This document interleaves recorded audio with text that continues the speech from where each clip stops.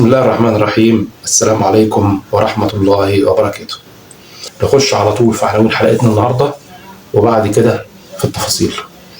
منتخب مصر ركبنا الأفيال 10/10. حسام حسن وأربع لعيبة من منتخب مصر في التشكيلة المثالية لدور ال16. مهاجم الأهلي القادم فوق السن وتحت السن، ظهور الأستاذ خالد مرتجي في المغرب. آخر أخبار حمزة عبد الكريم، غضب تروب، وبيع إمام عاشور، وفنكوش بيراميدز. نصلي على الحبيب ونخش على طول في أخبارنا النهارده اللي إن شاء الله مش هنطول في الفيديو وهنقولها على عجالة. منتخب مصر امبارح احنا قلنا هيبدأ المباراة كابتن حسام حسن بتحفظ هيلعب بطريقة 5-3-2، وقلنا التشكيل الأقرب والحمد لله التشكيل كله طلع صح. كان الاختلاف بس بين خالد صبحي وبين احمد فتوح مين فيهم اللي هياخد الجبهه الشمال، والحمد لله المباراه مشيت زي ما كابتن حسام حسن مخطط لها بالظبط. بس يعني هي يمكن ربنا كرم شويه بالهدف المبكر اللي جه من لعبه، جمله جميله جدا من امام عاشور لمرموش اللي عافر على الكوره. مش عايزين نغفل برضه دور مرموش، لعبه امام عاشور بالمسطره. امام عاشور وقف على الكوره واستنى لحد اما مرموش عدل نفسه ولعبها له بين الاثنين المدافعين، ومرموش دخل عافر على الكوره وخلصها وحط الهدف باقتدار. الهدف ده ادانا الافضليه في الماتش، اربك حسابات منتخب الكوت ديفوار اللي نازل متعالي جدا. فالحمد لله ربنا نصفنا بالهدف الاول اللي اربكهم تماما، والهدف الثاني وراه من كوره ميته جبنا منها ضربه ركنيه رفعها محمد صلاح اللي برضه كان ليه دور كبير قوي امبارح. لعب الركنيه بالمسطره عشان رامي ربيعه يطلع فوق الناس كلها يركب الكوره ويحطها في البعيد. كده منتخب مصر فاضل له ماتشين، كسب السنغال هيلعب النهائي، لا قدر الله وان شاء الله مستبعد يعني ان شاء الله نخسر من السنغال نلعب على الثالث والرابع. فكده بنسبه كبيره جدا او بنسبه مؤكده خلاص ماتش طلائع الجيش الاهلي يلعب في الدوري، خلاص الاسبوع كله هيترحل لما بعد. طبعا احنا كنا قلنا الكابتن حسام حسن كان فارض التزام شديد جدا على المعسكر، والحمد لله ده بان امبارح. وفي كلام كابتن محمد صلاح امبارح ان المعسكر ده احسن معسكر محمد صلاح شافه مع منتخب مصر. الكلام ده قلته لك في الفيديو اللي هو كان بتاع قبل مباراه بنين، كان بعد ماتش انجولا او قبل ماتش انجولا على طول. ان المعسكر ده حسام حسن فرض التزام شديد جدا. اللعيبه التليفونات معاها تطمن على اسرها بس، مفيش سوشيال ميديا خالص، ممنوع الزيارات خالص، ممنوع دخول الصحافه الاجنبيه نهائي داخل المعسكر، ممنوع دخول اي حد ملوش علاقه بالمنتخب مش ضمن الجهاز او مش ضمن اتحاد الكوره. فالحمد لله حسام حسن بيجني الثمار دي دلوقتي. شكرا كابتن حسام حسن وكتر خير يا كابتن حسام حسن، انت لو ما عملتش حاجه تاني فانت كتر خيرك انك وصلت المنتخب للشكل ده. انا ما يهمنيش البطوله بقى، يعني انا نفسي ناخد البطوله دي بس انا ما يهمنيش البطوله، انك توصل المنتخب للشكل ده. مش 100%، بس منتخب مصر كان فاقد الهويه قبل كده مع مدير الفنيين تانيين، فانت رجعت هويه منتخب مصر. 4 لعيبه مصريين في التشكيله المثاليه لدور ال16، في 3 من السنغال، 3 من نيجيريا، 1 من المغرب، و4 من منتخب مصر. رامي ربيعه، حمدي فتحي، امام عاشور الاعلى تقييما في ال11، وكابتن محمد صلاح. امام عاشور كل الصحف الاجنبيه اتكلمت عنه، يا ريت بس كابتن هجاص يكون شاف الحاجات دي عشان طلع امبارح بيقطع في امام عاشور. يا ريت يا هجاص تكون شفت الناس دي بتتكلم على كابتن امام عاشور ازاي. امام عاشور مش احتمال اكيد هيجي له عروض بيع قويه جدا، وهقول لك قرار النادي الاهلي في الموضوع ده اللي طلع النهارده بعد اشاده الصحف الاجنبيه بامام عاشور. نخش على طول مباراه الاهلي وفاركو امبارح. الاهلي كسب فاركو امبارح 4-1. طبعا من غير ما اتفرج على الماتش امبارح الاهلي عمل اداء كويس جدا بنص المستوى، برده مش المستوى كامل. الماتش كان فيه مكاسب كتير جدا، طبعا اهمها يعني هنقول عوده الثقه بعد الشيء لجراديشار. باين امبارح ان هو مهاجم كويس جدا، بس عنده فقد للثقه. يعني هو الراجل اللي عنده تقريبا ما فيش ثقه عنده خالص. بس هو امبارح في جاب جولين طبعا منهم جول اتلغى، بيبين لك ان ده لعيب ممتاز، لعيب كويس، لعيب تقدر تبني عليه. فجراديشار هل هيتم تسويقه؟ هو جاي له عرض من النمسا وممكن يتسوق داخل الدوري المصري، فهنشوف هل جراديشار يستر هيطلعه ولا هيسيبه، مش عارف. طب ولو ما طلعش جراديشار، انا قلت لك قبل كده ان في اسد الحملاوي ممكن يجي مع جراديشار. طبعا حسين الشحات طبعا ما فيش كلام على حسين الشحات. حسين الشحات لاعب كبير جدا، النينجا بتاع النادي الاهلي. طبعا زي ما في مكاسب في مساوئ. كابتن احمد رمضان بيكهام اتمنى ان هو الاهلي يمشيه يرجعه سيراميكا تاني. احنا خسرنا فعلا رامي ربيعه، ورامي ربيعه كان ممكن يقعد تديله اللي هو عايزه. رامي ربيعه كان عايز 40 مليون، النهارده رايح جايب عمرو الجزار ب 60 مليون، وهتخش لك في 15 20 مليون كمان راتب سنوي. فانت كنت قعدت رامي ربيعه تقول 40. لجنه التخطيط اللي رفضت، انا مش عارف لجنه التخطيط، انا مش فاهم. يعني رامي ربيعه انت مشيته، رحت جبت مصطفى العش وجبت بيكهام. مصطفى العش اعاره وشراء اتكلف حوالي 70 مليون غير المرتب بتاعه. احمد رمضان بيكهام 10 مليون غير المرتب بتاعه. رامي ربيعه انا عندي برقبه الاثنين، انا اسف مع احترامي لشخصهم، بس رامي ربيعه احسن من الاثنين. فانا كان عندي انك تقعد رامي ربيعه ب 40 مليون، ولا انك تروح تجيب لي صفقات زي دي. النهارده انت مشيت وسام، ما حد النهارده انت مش عارف تجيب واحد زيه واخد فيه 7 مليون ونص، مش عارف تجيب حد قريب من مستوى وسام، مش عارف تجيب حد اصلا. يعني بتدور على نسخه وسام او بتدور على حد ينجح معاك. طب انت كان عندك وسام، ما كنت عملت له تقدير، الراجل كان عايز تقديره كان ممكن يقعد. مالكش دعوه بالوكيل اللي لعب في دماغه، وهنيجي الوكيل ده برضه مع امام عاشور. فانت كان ممكن تعمل تقدير وسام بشكل كويس وتقعده. نروح بقى للمهاجمين المحتملين للنادي الاهلي بسرعه كده. ظهر في الافق حاجه جديده كده، رضوان بركان لاعب المنتخب الجزائري ولاعب الوكر الاماراتي. رضوان بركان كان الوكر الاماراتي كان واخده في الصيف في شهر 8 اللي فات بمليون دولار او ما يقارب مليون دولار، اللي هم الصفقه ما كانتش مكمله مليون دولار، كانوا واخدينه بما يقارب مليون دولار. النهارده الاهلي بس بعت استفسار عشان يعرف طلباتهم، طالبين 4 مليون دولار. فطبعا عايز يكسب 3 مليون دولار في 4 شهور او 5 شهور. فطبعا مش عارف اللي معاه الملف ده الاستاذ ياسين منصور. هل الاستاذ ياسين منصور هيقدر يتفاوض مع الوكر ويخلص، او هل هيدفع 4 مليون دولار؟ الله اعلم. معانا طبعا اتكلمنا امبارح سامبو سومانو، ومعانا كامويش واسد الحملاوي. طبعا لو ما عرفتش تمشي حد من الاجانب. معانا في قائمه المهاجمين تحت السن محمد الامين رمضاوي، ده اتكلمنا عنه امبارح من اتلتيك برادو، وقلنا الاكاديميه دي ما شاء الله بتطلع لعيبه كويسه جدا. مطلوب في 2 مليون دولار، انت ممكن تجيبه تبيعه كمان سنه ولا 2 4 و5 مليون دولار، فده ما تستخسرش فيه. في برضه عوده فخوري، ده بيلعب في الدوري الاردني، لعيب برضه مميز. القيمه التسويقيه في شرط جزاء في عقده $100,000، ممكن برضه تخلص وتجيبه. مصطفى قبيل لاعب عربي العراقي برضه تحت السن، في شرط جزائي $400,000. هنشوف النادي الاهلي او يستر وهيستقر على مين، والنادي الاهلي هيقدر يخلص مين. انا بالنسبه لي محمد امين رمضاوي، انت الفلوس اللي هتحطها فيه مضمونه، هتكسبها اقل الخسائر، هتعوض الفلوس اللي دفعتها في امين رمضان. محمد مخلوف لعيب كويس جدا ولعيب ممتاز جدا من ايام ما كان بيلعب في الاسماعيلي، وهو متالق ومتميز.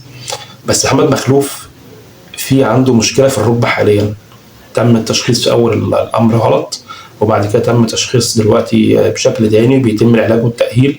فاتمنى لو محمد مخلوف احنا فعلا مهتمين بالتعاقد معاه ان احنا نكشف عليه طبي كويس عشان ما يبقاش عندنا اشرف داري تاني.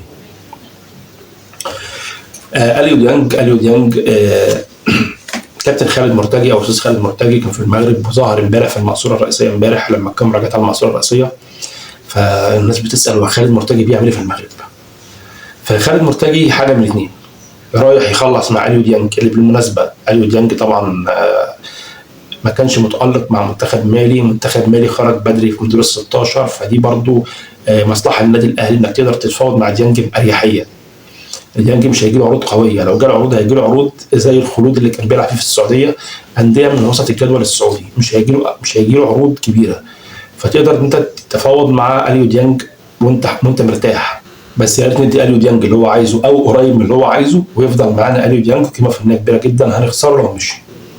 والراجل يسترب معتمد عليه وعايزه وبيبني خطته على اليو ديانج، فاتمنى ان احنا نقدر نخلص اليو ديانج. او الراجل رايح بيحط الرتوش النهائيه في صفقه يوسف بلعمري، لان الناس مستائين في المغرب في نادي الرجاء والوكيله بتاعته مستائين جدا. النادي الاهلي موقف الدنيا وخلاص، يعني انت بنسبه كبيره خلاص الفرق الاوروبيه هتفنش الصفقات بتاعتها. فانت لو مش عايزه تعالى يا عم قول مش عايزه واحنا نسوقه في اوروبا او في الخليج حتى، بس انت كده معلق الصفقه لا انت لا طايرين سما ولا ارض. فممكن يكون الاستاذ خالد مرتجي راح امبارح يخلص الكلام ده كله، وممكن يكون معاه حد من التعاقدات. طبعا ممكن ما يكونش كان قاعد في المقصوره امبارح عشان صياغه العقود، ممكن يكون الاستاذ اسامه هلال هناك عشان يخلص صياغه العقود.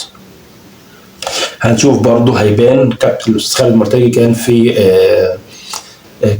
هنشوف برضه الاستاذ خالد مرتجي كان في المغرب بيعمل ايه. قفشه خلاص نادي الاتحاد السكندري النهارده كان في النادي الاهلي بيخلصوا العقد بتاع قفشه خلاص، زي ما قلنا امبارح قفشه اعاره مجانيه لنادي الاتحاد السكندري 6 شهور ب 10 مليون جنيه لقفشه. اتمنى ان شاء الله ان قفشه يقدر يستعيد مستواه وبريقه ويلمع تاني مع نادي الاتحاد ويستعيد قفشه بتاع زمان. اشرف داري في جلسه المفروض النهارده كانت هتجمعوا مع النادي الاهلي، جلسه مسائيه مع مسؤولين النادي الاهلي عشان خاطر يوصلوا لاقرب حل مع اشرف داري، ياخد مبلغ ويتكل على الله، يا اما يقبل باي عرض جاي والنادي الاهلي يشوف يكمل مرتبه او يكون المرتب اللي جاي من بره اصلا كويس. فالنهارده في جلسه مع اشرف داري عايزين نخلص عشان نأيد يوسف بلعمري اللي قلت لك عليه ان الناس مستاءه في المغرب، وانت مش تقدر تخلص مع يوسف بلعمري الا لما تمشي حد من الاجانب ويجي يكشف طب الراجل ويتأيد. انت مش هتقدر تمضي على العقد النهائي الا لما كل حاجه تخلص. اشرف داري يخلص، الراجل يجي يكشف طبي، تمضي على العقود النهائيه ويتأيد. غضب تروب، احنا قلنا الراجل ممكن في اي وقت الراجل يزهق، ففي حد وصل ليستروب ان الكلام في الاعلام ان فشل الصفقات بسببه هو.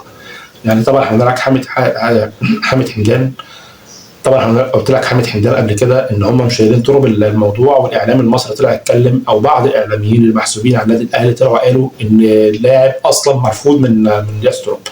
طبعا قلت لك الكلام ده مش صح، فالراجل وصل الكلام ده كله، فالراجل غضبان جدا ووصل غضبه للنادي الاهلي واداره النادي الاهلي.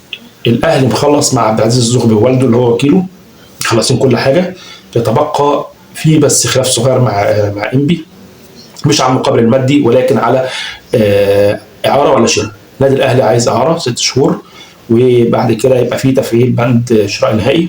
نادي انبي بيقول له لا اشتريه على طول، فالنادي الاهلي خايف اللاعب يجي ما ينسجمش، التيشيرت الاهلي بقى تقيل عليه ما يعرفش يلعب، فالنادي الاهلي مصمم على الاعاره الاول وبعد كده الشراء. حمزه عبد الكريم، طبعا احنا كلنا اتفاجئنا او الناس اتفاجئت امبارح ان حمزه عبد الكريم موجود في الماتش. حمزه عبد الكريم ما سافرش ليه؟ حمزه عبد الكريم ان كل الناس قالت رايح برشلونه، وانا واحد من الناس اللي قلت لك 1-1 هيكون حمزه عبد الكريم في اسبانيا. حمزه عبد الكريم انا قلت لك ان في تجديد سنه مع النادي الاهلي، تمديد لعقده سنه عشان هو لو لا قدر الله ما توفقش مع برشلونه ورجع يبقى ليه عقد مع النادي الاهلي، يقدر النادي الاهلي يتفاوض مع اي نادي او اي نادي ثاني يجي له، يقدر يتفاوض النادي الاهلي باريحيه لما يكون فاضل في اللعيب لما يكون فاضل في عقد اللاعب 6 شهور غير سنه غير سنتين غير 3.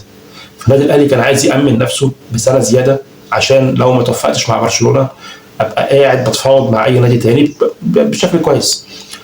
ف حمزه عبد الكريم فاضل سنه ونص في عقده. حمزه عبد الكريم يروح 6 شهور ويجي يبقى فاضل سنه واحده في عقده. سنه في عقده يلعب 2-3 يبقى فاضل حاجات بسيطه على يناير، فاللاعب يبدا يماطل النادي الاهلي في التجديد. فحمزه عبد الكريم مش عايز يمضي السنه دي وبيقول لما ارجع نبقى نشوف. طبعا النادي الاهلي رافض، وده اللي موقف موضوع حمزه عبد الكريم، هو ده اللي بس كل حاجه مع برشلونه خلصانه. هو ده اللي موقف. بس حمزه عبد الكريم يمضي الصبح على العقد الجديد اللي هو بتمديد سنه، حمزه عبد الكريم يركب الطياره يروح برشلونه. غير كده حمزه عبد الكريم قاعد معانا مشرفنا في النادي الاهلي. فالكره في ملعب حمزه عبد الكريم ووالده. طيب امام عاشور طبعا بعد التألق الكبير وكلام الصحف الاسبانيه عنه، طبعا هيجي عقود كبيره جدا لامام عاشور، وهيجي حاجات من اوروبا، وهيجي حاجات من الخليج، وهيبقى انديه كبيره مش صغيره. يعني ممكن على مستوى نادي النصر، نادي الاهلي جده، هتلاقي فيه عروض كبيره لامام عاشور. مهما اتدفع لك امام عاشور 10 20 25 ان شاء الله حتى 50 مليون دولار، طبعا هو رقم كبير مبالغ فيه، بس انا بفرض لك مثلا، ببعد لك انا بسرح بخيالك، بقول لك 50 مليون دولار. انت هل هتقدر تعوض امام عاشور؟ هل هتقدر تجيب لاعب في قيمه امام عاشور؟ هتجرب كام لاعب عشان توصل لفورمه امام عاشور؟ هل في حد في مصر يستحق ان هو يكون بديل امام عاشور؟ طبعا مفيش. طبعا احنا شفنا في وسام، لسه مكلمك على وسام من شويه، قلت لك احنا خدنا في وسام 7 مليون ونص دولار مش عارفين نجيب مهاجم. فالنهارده امشي امام عاشور وارجع ادور على حد بديل امام عاشور؟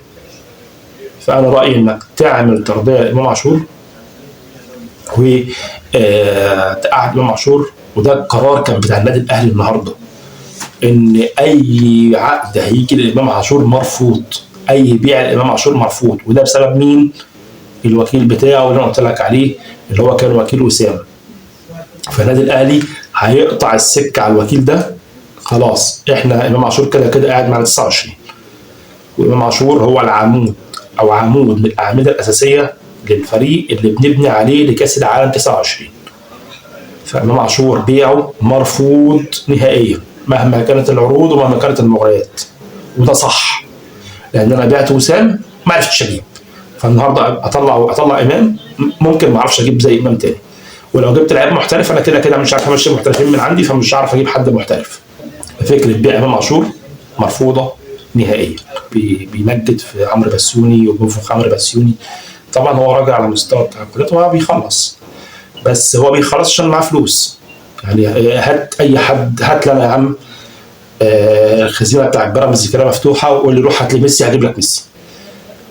فانا اديني الفلوس بتاع بيراميدز وانا اجيب لك اي لاعب انت عايزه. فعمرو بسيوني شاطر، مش هقول لك مش شاطر، هو شاطر، بس شاطر بالفلوس. شاطر عشان بيقدر يقعد يتفاوض، ما بيتفاوضش مع اللاعب، وبيدي اللاعب اللي هو عايزه، بيدي النادي اللي هو طالبه. بالعكس اللاعب اللي بيسوى 30 مليون بيدفع فيه 50. فين الشطاره؟ كانت في كده فتره كده كل الاعلام المصري معظمه كان بيلمع في عمرو بسيوني. النهارده طالع اخبار وللاسف عن طريق يوتيوبرز اهلاويه هتطلع تقول على لاعب اللي كان سلام حفيظ بيتكلم معاه وخلص معاه وبيراميدز خطفه. لا عيب، عيب وعيب كبير. باسكال فيري لاعب زيسكو ما حدش من الاهلي اتفاوض معاه ولا حتى ترشح للنادي الاهلي، ولا حد جاب سيرته في النادي الاهلي. واحنا بنطلع نقول لك صفقات الدنيا للنادي الاهلي، عمرنا ما جبنا سيره الراجل ده. فانت النهارده جاي تقول لي ان باسكال فيري كان معروض على النادي الاهلي، والنادي الاهلي كان داخل في باسكال فيري، وبيراميدز خدوا من النادي الاهلي عشان تسخن جمهور الاهلي على اداره الاهلي وتبين ان بيراميدز اقوى من النادي الاهلي. بيراميدز داخل في صفقات النادي الاهلي، بس باسكال فيري ده الاهلي ما جاش ناحيته خالص، وبيراميدز واخده وشافي ما حدش دخل معاه ولا حد نطقه فيه. واللاعب ماضي 3 سنين لبيراميدز وخلاص خلص كل حاجه وخلاص كشف طبي وكل حاجه، ويطلع على دبي في المعسكر اللي هناك. فما حدش يبيع لك الهوا، محدش يقول لك ويسخنك على اداره النادي الاهلي في الفاضي. ما فيش باسكال فيري، الاهلي ما تفوتش على باسكال فيري خالص. ما تنساش تعمل اشتراك ولايك وتفعل زر الجرس عشان يوصلك كل جديد، واكون شاكر لو شاركت الحلقه عشان توصل لكل الناس. شكرا ليكم، سلام.